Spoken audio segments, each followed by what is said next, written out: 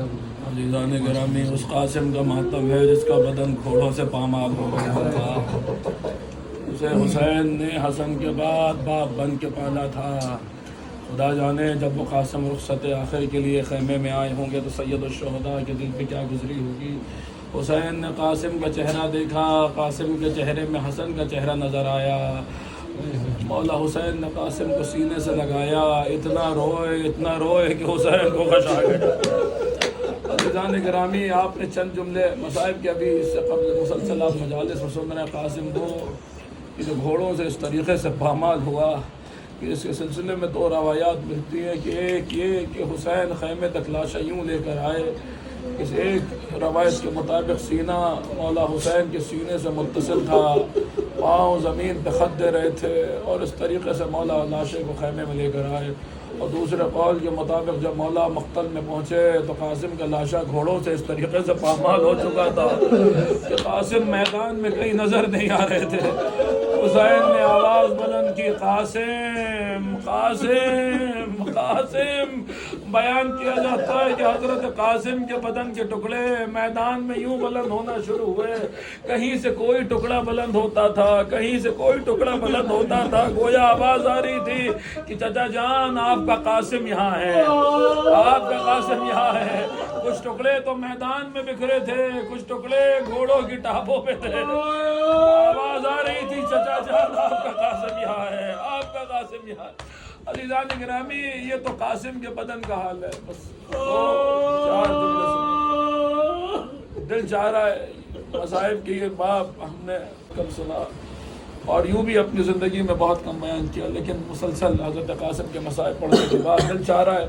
کہ حضرت قاسم کی مصیبت کا یہ باب بھی آپ کے سامنے کھولا جائے۔ اور یہ کتب مقاتل میں موجود ہے لیکن بہت زیادہ مشہور نہیں ہے، شہرت نہیں رکھتا۔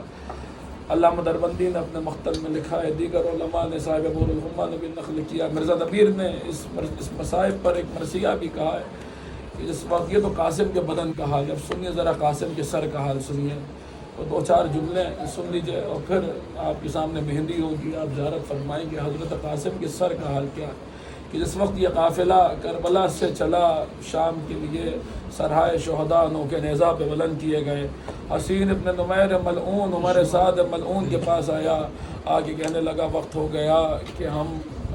جو ہے اپنے گھر والوں سے نہیں ملے، اتنا وقت ہو گیا، ہم اجازت چاہتے ہیں کہ جائیں اور گھر والوں سے مل کے واپس آئیں۔ عمر سعد ملعون سے کہتا ہے کہ اجازت دے دے، اس ملعون نے اجازت دی۔ حسین ابن نمیر ملعون کہتا ہے کہ یوں نہیں بلکہ سروں میں سے کوئی سر میرے حوالے کر دے تاکہ جب میں جہاں جہاں جاؤں وہاں یزیدیوں میں اس سر کو دیکھ کر وہ خوشی منائیں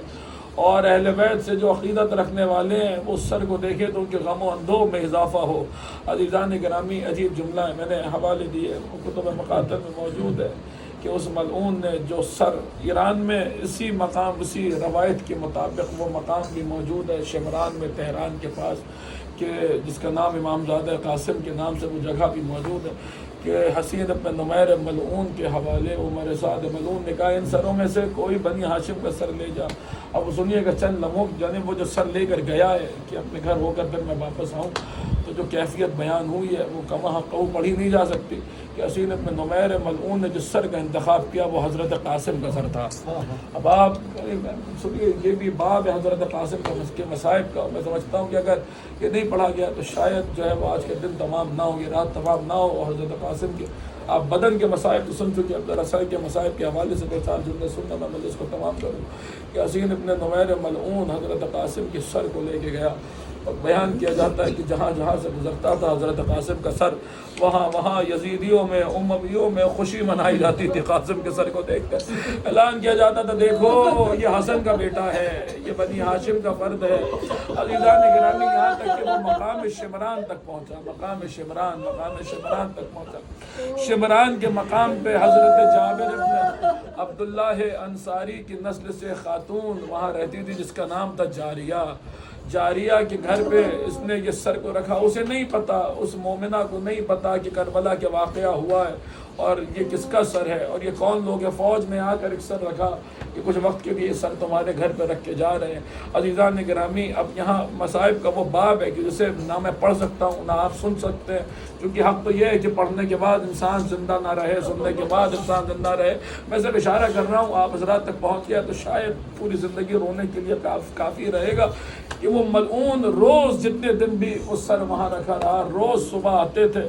سر لے جاتے تھے اور شام کو سر واپس رکھتے تھے۔ اب اس دن بھر میں حضرت قاسم کے سر کے ساتھ کیا ہوتا تھا یہ کتابوں میں موجود ہے، میں پڑھ نہیں رہا ہوں، آپ کے تصورات میں چھوڑ رہا ہوں۔ دن بھر میں حضرت قاسم کے سر کے ساتھ وہاں کیا ہوتا تھا میں نہیں پڑھ سکتا۔ اب وہ بیان کرتے ہیں کہ ایک دن وہی جاریہ جو حضرت جابر ابن عبداللہ انصاری کی نسل سے تعلق رکھتی تھی، شب جمعہ آئی، وہ کہتی ہے میں اپنے گھر میں داخل ہوئی، میں نے دیکھا جہاں یہ سر رکھا تھا وہ گھر پورا نور سے منور ہو گیا، چاروں طرف نور بکھرا ہوا تھا۔ وہ کہتی ہے مجھے احساس ہو گیا کہ یہ کسی معمولی ذات کا سر نہیں ہے، یہ کوئی ولی خدا ہے جس کا سر ہے۔ وہ کہتی ہے کہ اس نے، روایت بیان کرتی ہے، اس نے ایک تشت میں اس سر کو رکھا اور وہاں پر کچھ خوشبو کا اہتمام کیا اور اس سر کے اوپر عرق گلاب ڈالا اور پھر کہتی ہے اے کاشف اسرار تجھے آل محمد کا واسطہ۔ میں جان گئی کہ یہ کسی ولی خدا کا سر ہے، میں نہیں جانتی کس کا سر ہے، اس سر کے راز کو مجھ پر منکشف کر دے۔ وہ دعا کرتی اور پھر روتی ہے، خوب روتی ہے، خوب روتی۔ ممل استمام ہو رہی ہے، آپ کے سامنے مہندی ہوگی، امامے کی جب شبیب آپ کے سامنے آئے تو اس جملے کو یاد رکھیے گا، اس سر کو یاد رکھیے گا کہ جس کے ساتھ یہ مصائب ڈھائے گئے، جس پر یہ مصائب ڈھائے گئے۔ وہ کہتی ہے کہ روتے روتے نصف شب گزری، آنکھ لگ گئی۔ اب جو آنکھ لگی تو وہ بیان کرتے کہ جاریہ نے خواب میں دیکھا کہ آسمان سے 6 نورانی بیویاں اس کے گھر میں اتر رہی ہیں اور ان بیویوں میں سے ایک بزرگ خاتون ہے جس کے احترام میں وہ سر تشت سے بلند ہو گیا، اور جب سر تشت سے بلند ہوتا ہے تو کہتا ہے یا اماں ہو یا زہرا، اے میری اماں زہرا، واللہ بنو امیہ قتلا رجالنا، قسم خدا کی بنی امیہ نے ہمارے مردوں کو قتل کر دیا، وذبح اطفالنا، ہمارے بچوں کو ذبح کر دیا گیا، وسبأ نساؤنا، ہماری عورتوں کو اسیر کر دیا گیا، وہ دیار بدیار بھرائی جاری۔ عزیزان گرامی، جس وقت وہ سر اس بی بی کے احترام میں بلند، وہ کہتے ہیں کہ ایک مرتبہ وہ بی بی آگے بڑھی، آگے مجلس تمام ہو گیا، آگے بڑھنے کے بعد اس سر کو اپنے زانوں میں رکھ کے بیان کرتی ہے اور کہتی یا ولدی یا قاسم مہلن مہلا،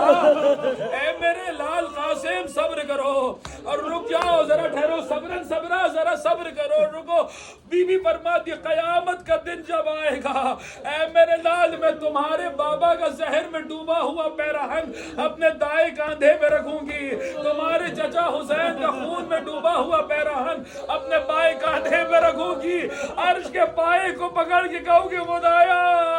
میرے بچوں کا کیا قصور تھا، کس جرم میں میرے بچوں کو مارا گیا، کس جرم میں ان کے ساتھ یہ مظالم ڈھائے۔ لعنت اللہ علی القوم الظالمین، اللہم عجل لوليك الفرج